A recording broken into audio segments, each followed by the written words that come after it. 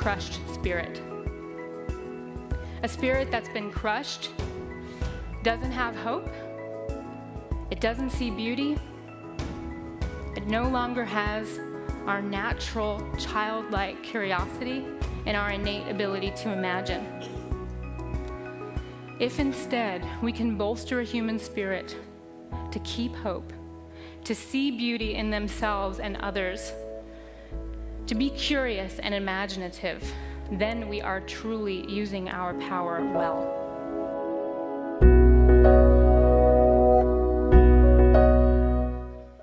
마지막에 나와 있는 그 에이미 멀린스가 남겼던 한마디, 제 마음에 신앙에 큰 도전을 주더라고요. 지금 역경은 당신의 마음가짐에 따라서 기회가 될 수 있습니다. 이 이야기를 우리가 신앙적으로 다시 풀어서 설명을 한다면, 고난은 믿음의 반응에 따라서 기회가 될 수 있습니다. 누구나 인생의 시련을 만날 때가 있죠. 믿음의 길에도 고난의 시간들은 있습니다. 그러나 믿음은 볼 수 없는 것을 보는 것이 믿음이에요.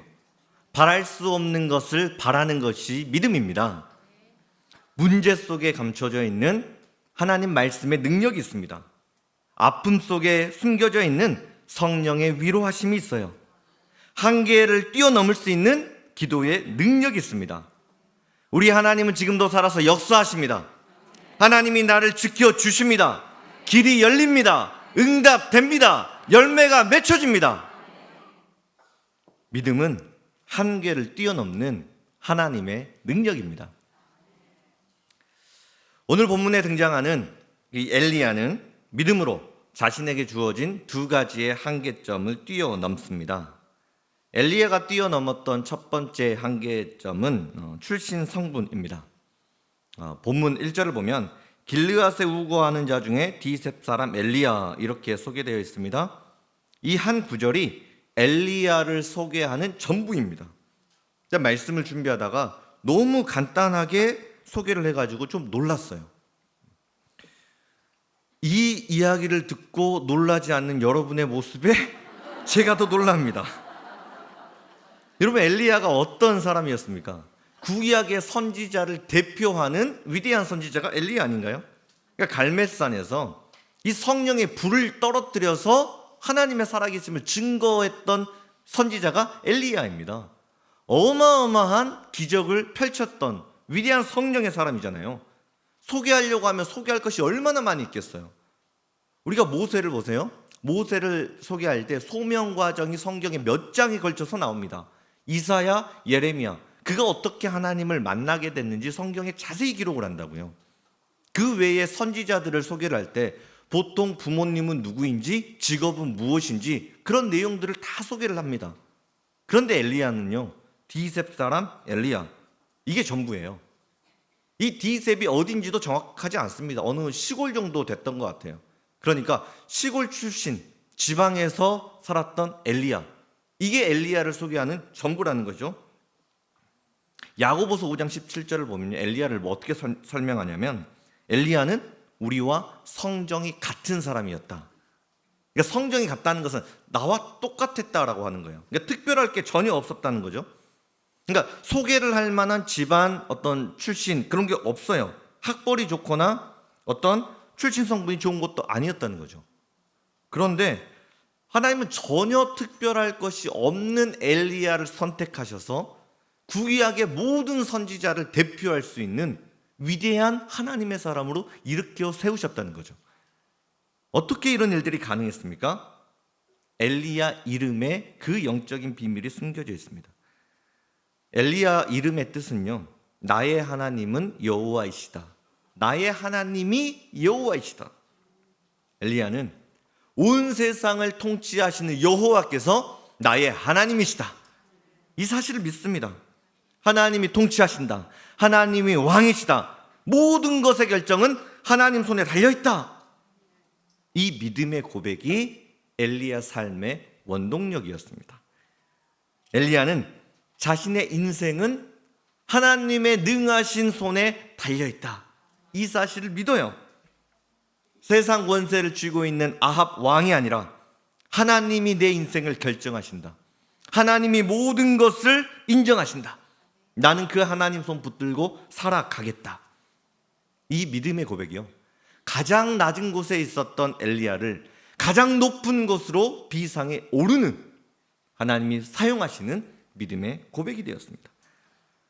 우리 하나님이 함께 하시자 엘리야는요, 그 누구도 이길 수 없는 성령의 사람이 되었다는 거죠. 하나님이 함께 하시면 위대한 성령의 사람이 됩니다. 하나님이 함께 하시는 것이 곧 능력입니다. 그런데 사탄은 언제나 나 자신에게 집중하게 합니다. 우리가 내가 가지고 있는 것을 보면 낙심하게 되거든요. 연약함이 없는 사람이 누가 있습니까? 믿음이 뜨겁다가도요, 사람의 말 한마디에 우리 마음이 무너지지 않습니까? 기도를 많이 해도 가정에 문제가 생기고 자녀들의 인생에 어려움이 생기면 낙심하는 것이 우리 아닙니까? 그러니까 내게 주어져 있는 것, 내가 가지고 있는 것을 보면 우린 넘어질 수밖에 없어요. 우리가 바라봐야 할 것은 내 안에 살아 역사하시는 예수님이십니다. 예수님을 바라보면 당당해집니다. 주님을 바라보면 능력이 생깁니다. 예수님 바라보면 자존감이 높아집니다. 예수님, 내가 세상 끝날까지 너희와 함께 하리라. 이것이 우리의 정체성이에요. 예수님이 함께하는 사람, 이것이 곧 나의 정체성이라는 거죠. 고대 문화권에서 왕이 전쟁에서 승리를 해서 이렇게 왕궁으로 돌아오면요, 모든 성문을 다 열게 되어 있습니다. 모든 성문을 다 활짝 열고 백성들이 나와서 왕에게 경배를 하고 환호를 하지 않습니까? 누가 감히 승리의 왕 예수님을 그 앞에서 가로막을 수 있단 말입니까? 예수님이 가시는 곳마다 닫혀진 성문은 열려지게 됩니다. 사탄의 권세는 풀어집니다. 어둠의 영은 떠나갑니다. 승리의 왕 예수 그리스도, 그분이 나와 함께 하십니다. 엘리야가 뛰어넘은 두 번째 한계 지점은 시대적인 한계였습니다. 이스라엘은 다윗, 솔로몬으로 이어지면서 하나님께 영광스러운 예배를 드리는 그런 하나님의 나라가 됩니다. 그런데 솔로몬이 죽고 나라가 분열되면서 북이스라엘은 바알 신을 숭배하는 우상을 섬기는 나라가 됩니다. 본문에 등장하는 아합은 총 850명, 이 바알 선지자와 아세라 선지자를 국가적인 차원에서 육성하기 시작합니다. 그리고 그 신앙을 국가에 전파하고 백성들에게 바알 신을 섬길 것을 강요합니다. 이제 북이스라엘은 바알을 숭배하는 나라가 되었습니다. 그러면 나라가 망해야 정상이잖아요. 그러나 아이러니하게도 역사적으로 보면 북이스라엘의 역사상 가장 강성한, 강대한 나라가 됩니다. 기록에 의하면 경제적으로 엄청난 풍요로움을 누리게 되고 군사적으로 얼마나 강력했든지 이 당시 외국에 알려진 유일한 북이스라엘의 왕가가 오므리 왕가입니다. 이렇게 세상적으로 보면 성공하고 굉장히 잘 살았지만 영적으로 보면 매우 타락했던 시대가 이 아합의 시대죠. 하나님 말씀이 사라지고 도덕과 윤리가 땅에 떨어진 시대였습니다. 북이스라엘의 역사상 가장 번영했지만 가장 영적으로 타락했던 어두운 시대, 이때 태어난 사람이 바로 엘리야입니다. 지금 우리가 살고 있는 시대와 참 비슷하죠. 우리 잘 사는 것 같지만 영적으로 지금처럼 혼탁한 시대가 또 어디 있었습니까? 시대가 어둡고 세상이 혼란스러우면 사람들은 절망스러운 생각을 하고 부정적인 말을 합니다. 시대가 어려울 때, 살기 어려워졌을 때 보통 사람들이 하는 말은 불평이죠. 돈 있고 권력 있는 사람들이나 잘 사는 거지. 나처럼 백도 없고 능력 없는 서민이 뭘 하겠어. 세상을 탓하고 다른 사람들을 원망합니다. 사탄이 사용하는 방법들이 그런 말들이거든요. 나는 이런 환경 속에서 태어났기 때문에 어쩔 수 없다. 쉽게 포기하게 하고 절망하게 만든다는 거죠. 그런데 우리가 부정적인 말을 하고 쉽게 낙심하는 이유는 하나님을 경험하지 못했기 때문이에요. 하나님을 만나지 못하면 시대를 탓하고 사람들을 원망합니다. 그러나 하나님을 만나면 변화됩니다. 하나님을 만나면 꿈이 생깁니다. 예수님을 만나면 희망이 보입니다. 제가 언젠가 TV 몇 년 전에 광고를 보는데요, 아주 넓은 바다에 파도가 막 넘실넘실 되고 있습니다. 갑자기 풍랑이 확 불어가지고 이 파도가 집채만한 파도가 되어서 화면을 딱 덮치려고 하는 그 순간 화면이 정지되고 글자가 한 글자 한 글자 탁탁탁탁 타이핑이 쳐지는데요, 꿈이 없는 자들에게는 눈앞에 파도가 보이고 꿈이 있는 자들에게는 파도 넘어 대륙이 보인다. 꿈이 없으면 눈앞에 고통만 보이죠. 그러나 꿈이 있으면 파도 넘어 대륙이 보입니다. 믿음의 사람은 인생의 파도를 넘어서 역사하시는 하나님을 바라보는 사람이죠. 말씀으로 인생의 파도를 이겨냅니다. 말씀으로 고난의 파도를 잠재웁니다. 말씀으로 승리합니다. 그럼 여기에서 할 수 있는 한계를 뛰어넘는 믿음의 첫 번째 영적인 조건이 나오죠. 바로 하나님의 말씀입니다. 엘리야는 이 하나님의 말씀을 붙잡고 아합 왕에게 선포하죠. 본문 1절입니다. 내가 섬기는 이스라엘의 하나님 여호와께서 살아계심을 두고 맹세하노니 내 말이 없으면 수년 동안 비도 이슬도 있지 아니하리라. 이 문맥상으로 볼 때 내 말은 하나님의 말씀이라고 하는 뜻이죠. 엘리야는 아합 왕에게 찾아가서 북이스라엘에 아주 치명적인 가뭄이 닥칠 것이라 예언을 합니다. 그리고 그 가뭄은 오직 하나님의 말씀이 있어야지만 끝날 것을 선포합니다. 지금 엘리야의 이 말이 얼마나 무모한 도전인지 모릅니다. 왕에게 찾아가서 이 이야기를 했다는 것은 엘리야가 자신의 생명을 걸었다는 거예요. 농경 문화에서 바알과 아세라는 태양과 비를 주관하는 신이었죠. 그러니까 바알이 비를 내리기 때문에 풍요와 번영을 준다고 믿고 있었습니다. 그리고 실제로 그 바알을 숭배하면서 가장 풍요로운 이스라엘, 북이스라엘 국가를 만들어냈거든요. 그런데 그런 아합 왕에게 찾아가서 당신이 믿는 바알은 무능한 신입니다. 비를 주관하시는 분은 하나님이십니다. 하나님이 허락하지 않으면 비가 아니라 이슬조차 내리지 않습니다. 하나님만이 유일한 신이십니다. 이 정면 도전을 하는 거예요. 엘리야는 하나님 말씀에 생명을 걸었습니다. 여러분, 세상 속에서 이런 확신을 갖는다는 일들이 결코 쉬운 것이 아니에요. 제가 2, 3년 전에 국가부도의 날이라고 하는 영화를 봤거든요. 1997년 우리 대한민국 IMF 이 사건을 다룬 영화죠. 물론 영화이기 때문에 픽션이 있고 과정이 있을 거예요. 그런데 영화를 보니까 이 권력이 있는 사람들은 국가가 파산할 거를 미리 알아요. 정보를 다 듣습니다. 그래서 적절한 대책을 세우죠. 그런데 서민들은 몰라요. 그냥 뉴스에서 나오는 말만 믿습니다. 그렇게 가만히 있다가 얼마 되지 않는 돈, 그나마 가지고 있는 돈까지 전부 다 빼앗가 버린다는 거죠. 그 당시에 대한민국의 실업자가 어마어마했지 않습니까? 가진 사람들은 더 많이 갖고 없는 사람들은 그나마 있는 것조차 빼앗기는 시대가 우리가 사는 세상 아닙니까?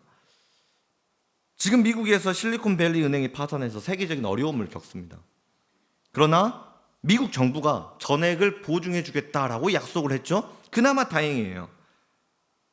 여러분, 세상을 움직이고 있는 거대한 힘이 있지 않습니까?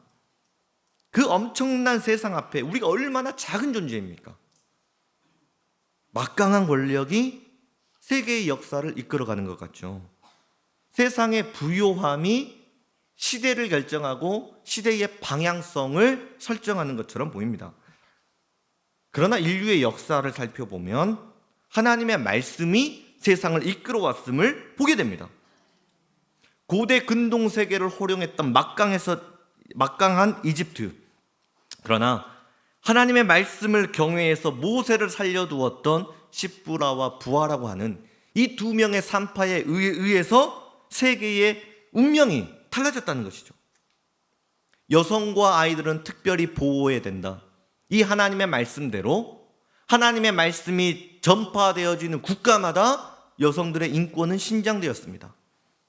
아브라함 링컨처럼 하나님의 말씀을 꽉 붙잡는 지도자들에 의해서 노예 제도는 해방되었습니다. 결국 하나님의 말씀대로 세상이 결정되어진다는 거죠. 하나님은 지금도 말씀으로 세상을 통치하십니다. 하나님의 말씀이 모든 것을 결정합니다.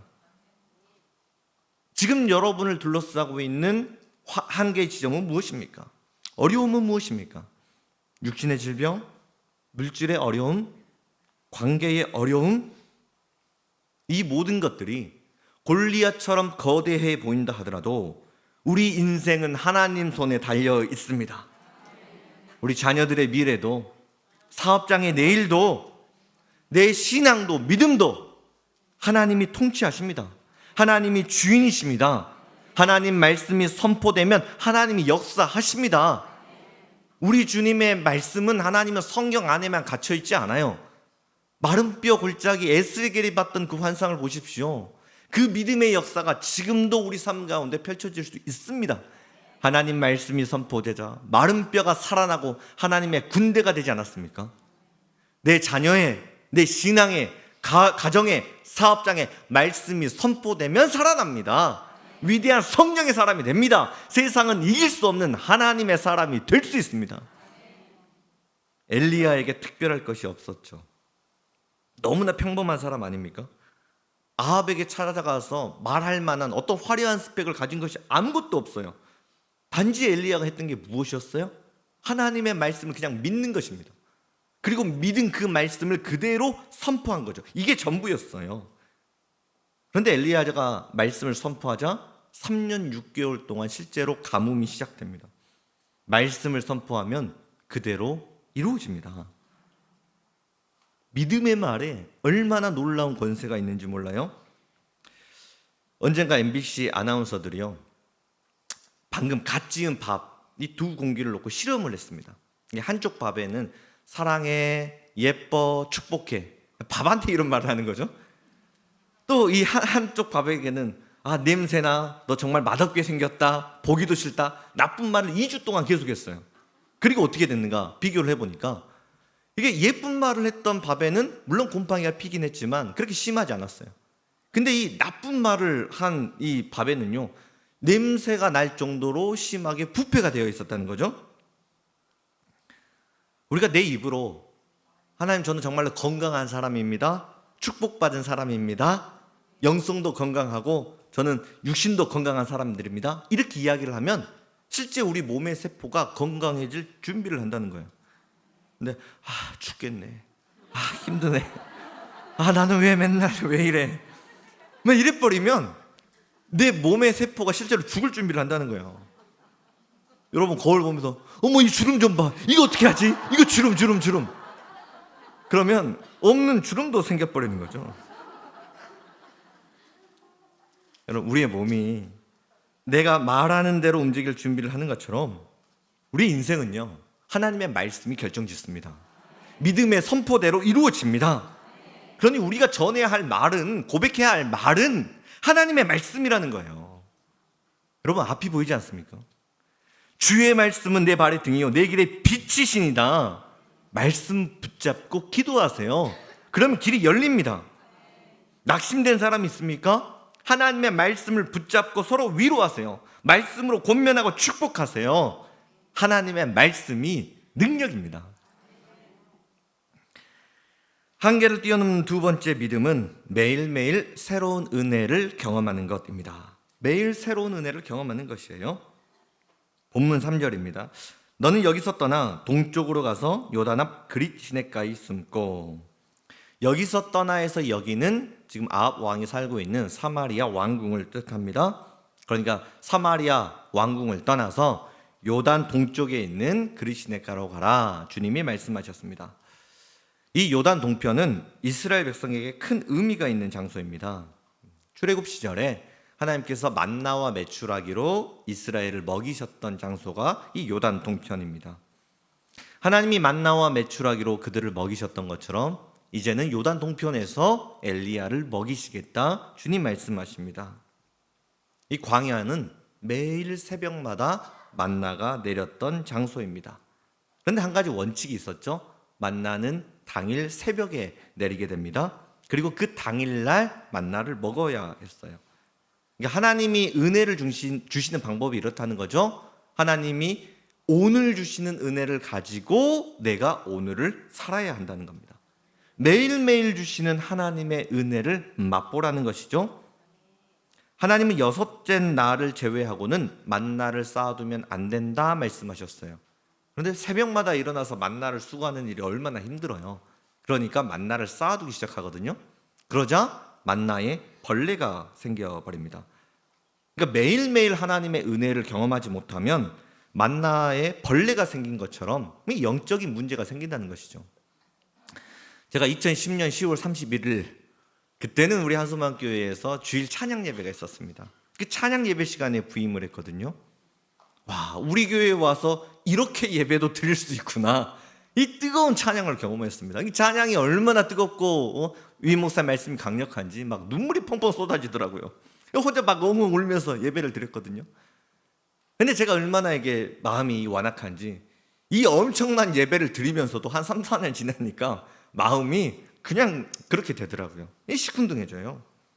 그러니까 마음을 집중해갖고 예배 드려야 되는데 자꾸만 머릿속에 막 다른 생각하는 겁니다. 습관을 따라서 막 예배를 드려요. 그러다 보니까 설교 시간에 말씀이 안 들려요. 머릿속으로 막 자꾸 다른 생각하면서 사역 뭐 할까 이런 생각하면서 예배를 드리고 있는 거죠. 근데 이상한 건요, 그래도 하나님이 은혜는 주시더라고요. 이게 가끔 한마디씩 흘려서 이게 듣기는 하는데 막 감동이 돼요. 그러면 내가 진짜 이러면 안 되는데 막 영적인 반성도 했거든요. 근데 예배가 끝나면요, 이게 말씀이 기억이 안 나고 가슴이 뛰지를 않아요. 그러니까 말씀이 남아 있어야 하나님이 행하실 일들이 기대가 되는데 예배를 못 드리고 말씀을 못 들으니까 하나님이 행하실 일들이 기대가 안 된다는 거죠. 그러니까 하나님을 향한 기대가 사라져 버리니까 제가 생각이 많아지더라고요. 그러니까 저 혼자 막 계획을 세워버립니다. 그리고 막 뭐를 막 할 수 있을 것 같은 막 근거 없는 막 자신감이 막 저한테 막 생기기 시작했어요. 교만이죠. 근데 제가 얼마나 마음에 교만이 생겼냐면, 제가 위임 목사님께 목회를 배우고 우리 한수마님께서 좋은 사역의 경험들을 이렇게 막 경험들이 쌓이다 보니까 목회할 수 있을 것 같아요.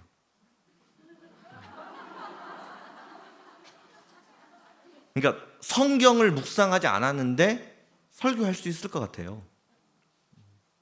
제가 기도하지 않았는데 은혜를 쏟아낼 수 있을 것 같은 그런 교만이 생기더라고요. 만나에 벌레가 생긴 것처럼 영적인 벌레가 생긴 것이죠.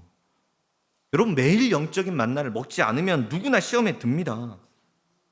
우리가 예배드리는 모든 예배의 자리 가운데 성령의 기름 부으심이 있어야 되죠. 매일 하나님 만나야 됩니다. 목장 모임 시간에, 기도 시간에 영적인 만나를 먹어야 돼요. 사역의 자리에서 만나를 누려야 됩니다. 찬양대에서, 찬양단에서, 안내에서, 주차에서, 교사로 섬기면서 하나님의 은혜를 누려야 돼요. 내 경험으로 사역하는 거 아니죠. 내 생각으로, 내 말로 사람들을 권면하는 것이 아니죠. 하나님의 은혜로, 성령 충만으로 믿음의 역사를 감당해야 된다는 겁니다. 이스라엘 백성들 요단 동편에 있을 때는 하나님의 은혜를 경험했어요. 하나님만 의지하며 살아갔습니다. 그런데 요단을 건너와서는 풍족해지거든요. 그러니까 자꾸만 자기 힘으로 먹고 살려고 합니다. 사람을 의지하고 세상 따라가려고 한다는 거죠. 그래서 하나님께서 엘리야야, 이곳을 떠나서 다시 요단 동쪽으로 가라. 하나님의 은혜를 경험할 수 있는 것, 하나님의 은혜가 아니고서는 도저히 살 수 없는 그곳으로 엘리야야 다시 돌아가라. 매일 하나님의 은혜로 충만해져야 된다. 북이스라엘의 수도를 떠나서 요단 동쪽 광야로 가라. 내가 거기서 너를 먹이리라. 세상의 욕심을 떠나서 요단 동쪽으로 가야 됩니다. 내가 의지하고 붙잡고 있었던 건 내려놓고 하나님 은혜를 만나야 돼요. 하나님 은혜 안에 있으면 새로워집니다. 은혜 안에서만 세상을 이길 수 있는 믿음의 담대함이 생긴다는 거예요. 하나님의 은혜를 누렸던 찬양의 자리, 하나님의 능력을 맛보았던 그 사역의 자리, 우리 주님 만났던 기도의 자리, 천국의 은혜가 쏟아졌던 예배의 자리, 은혜의 자리로 나아가면 우리 하나님 책임져 주십니다. 한계를 뛰어넘는 세 번째 믿음은 하나님만 의지하는 것입니다. 하나님만 의지하는 것. 본문 5절과 6절입니다. 그가 여호와의 말씀과 같이 하여 곧 가서 요단 앞 그릿 시냇가에 머물매 까마귀들이 아침에도 떡과 고기를 저녁에도 떡과 고기를 가져왔고. 하나님은 엘리야를 그릿 시냇가로 보내셨죠. 이 그릿이라고 하는 이 단어에는 단절되다, 잘라내다 이런 뜻을 가지고 있습니다. 하나님은 엘리야를 세상과는 단절된 곳으로 보내십니다. 그리고 그곳에서 엘리야의 마음 가운데 있었던, 또 엘리야가 붙잡고 있었던 세상의 것들을 잘라내는 훈련을 하십니다. 엘리야가 하나님 말씀 믿었거든요. 그대로 아합에게 말씀을 전했어요. 근데 그 결과가 무엇입니까? 도망자의 신세가 되거든요. 들키면 목숨을 잃을 수도 있는 아주 위험한 위기 가운데 빠지게 됩니다. 엘리야 마음 가운데 말씀대로 했는데 왜 하나님 나에게 이런 어려움을 주십니까? 원망이 있지 않았겠어요? 또 숨어 있다가 들키면 고발당하게 되고 왕궁에 끌려가서 어려운 일을 당하게 되는데 두려움이 있을 겁니다. 아무도 모르는 곳에 갔으니까 얼마나 외로웠겠어요? 도와줄 사람이 아무도 없다는 거죠. 하나님께서 모든 도움의 손길을 다 끊어버렸습니다. 하나님이 원하신 게 뭡니까? 엘리야 마음에 있는 두려움, 염려, 외로움, 하나님 말고 다른 것들을 의지하려고 했던 엘리야의 영적인 습관들, 이거 다 잘라버리고 하나님께 돌아오라는 겁니다. 다시 하나님만 의지하라는 것이죠. 모든 것 끊어버리고 하나님을 바라볼 때 바로 이때 불가능을 가능으로 바꿔주시는 하나님의 믿음의 역사가 펼쳐집니다. 까마귀가 떡과 고기를 물어다 줍니다. 그러니까 만나와 메추라기로 이스라엘을 먹이셨던 것처럼 엘리야를 먹여주시는 거죠. 구약에서 까마귀는 부정한 짐승입니다. 하나님께 쓰임을 받을 수 없어요. 또 까마귀는요, 식성이 굉장히 개걸스럽기로 유명한 짐승이죠. 이게 먹는 것을 보면은 이 식욕을 참지 못하는 짐승이 까마귀입니다. 그런데 그 부정한 짐승이 이 동물적인 본능을 이기고 엘리야에게 떡과 고기를 물어다 주기 시작합니다. 부정한 짐승도 하나님이 쓰시고자 하시면 선한 도구로 쓰실 수 있습니다. 하나님에게는 모든 것이 가능합니다. 하나님은 불가능을 가능으로 바꾸시는 분이십니다. 까마귀가 떡과 고기를 물어다 준다. 참 신비로운 말씀이지만 저도 이와 비슷한 은혜를 경험한 적이 있습니다. 제가 첫 번째 교육전도사 사역을 저기 노원구에 있는 두란노 교회라고요, 이 삼각교회에서 교육전도사를 감당했습니다. 근데 그때 저는 이제 첫 열매는 하나님의 것이다, 이런 믿음의 고백을 가지고 있었어요. 그래서 그 당시 사례비가 50만 원이었는데 50만 원 받자마자 전액 다 봉헌해 버렸습니다. 그러니까 아무런 대책도 없이 다 봉헌해 버리고 고생 엄청 했습니다. 와, 돈이 하나도 없어요. 이 대한민국이 자본주의 시장에서 돈이 하나도, 영원. 그러니까 밥을 못 먹잖아요. 그러니까 막 배가 고프니까 굉장히 서럽더만요. 배가 고프니까 왜 이렇게 막 고기가 먹고 싶어요?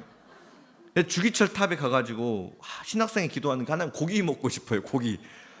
배 진짜 고파요. 장난 아니고 진짜 배고파요. 하나님, 나 너무 힘들어요. 28살의 젊은 전도사가 누가 들을까봐 하나님 진짜 힘들어요.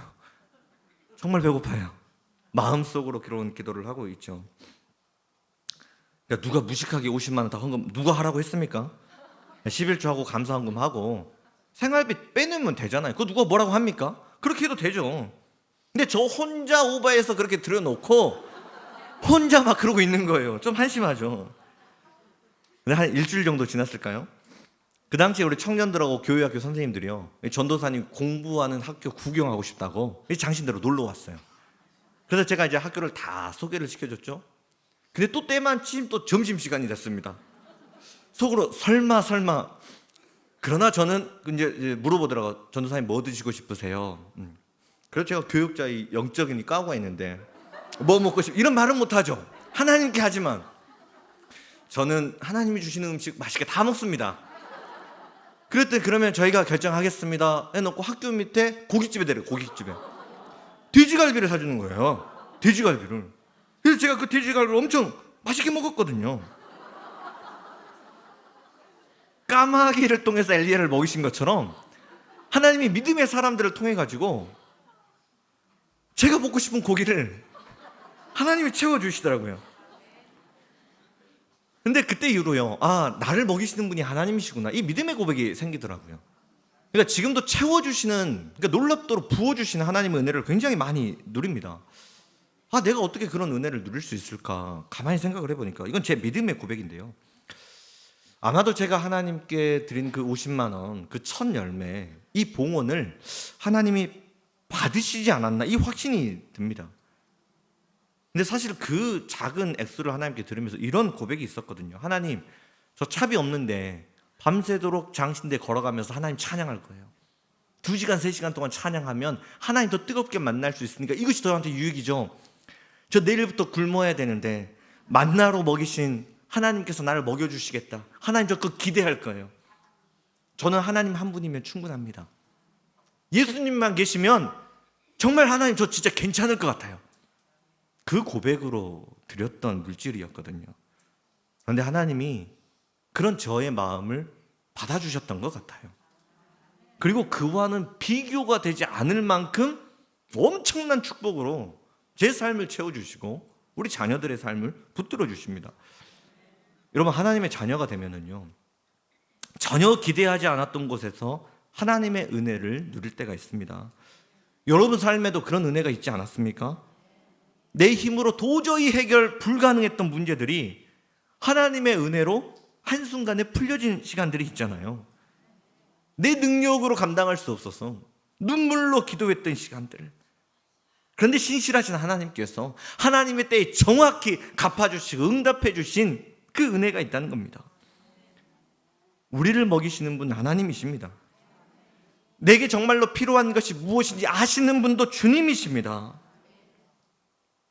정교 방문 신방을 하면서 우리 성도님들 정말 힘들게 사시는구나, 이걸 직접 눈으로 봅니다. 요즘 같은 시대 속에서 어렵지 않은 사람이 누가 있습니까? 기도 제목이 없는 사람이 누가 있단 말입니까? 그래서 더 열심히 일을 하거든요. 자녀들 부지런히 공부시키고 바쁘게 살다 보니까 예배가 흔들리고 믿음의 자리, 사역의 자리가 흔들린다는 말을 듣습니다. 목사님 저 어떻게 해요? 목사님 저 어떻게 해요? 기도해 주세요, 기도해 주세요. 마음 모아서 간절히 하나님의 은혜를 구합니다. 결국 모든 문제를 해결해 주시는 분은 하나님이십니다. 예수님 안에서 인생의 수고롭고 무거운 짐이 벗겨집니다. 우리 주님께 나아가면 주님이 책임져 주십니다. 하나님은 엘리야에게 사마리아 궁궐을 떠나서 요단 동편 그리시네가로 가라 말씀하셨어요. 하나님이 이스라엘 백성들을 만나로 먹이셨던 그곳으로, 나를 먹이시는 분은 하나님이심을 기억할 수 있는 그 은혜의 자리로, 세상을 이기는 승리는 오직 하나님에게만 달려있다, 이 사실을 깨달을 수 있는 은혜의 자리로 가라는 것입니다. 하나님은 그리시네가로 우리를 부르십니다. 내가 붙잡고 있었던 헛된 것들을 잘라버리고 오직 하나님의 은혜를 구해야만 살 수 있는 그리시네가로 부르십니다. 부르짖어 기도하지 않으면 살 수 없는 땅으로, 은혜가 아니면 견딜 수 없는 곳으로 우리를 부르십니다.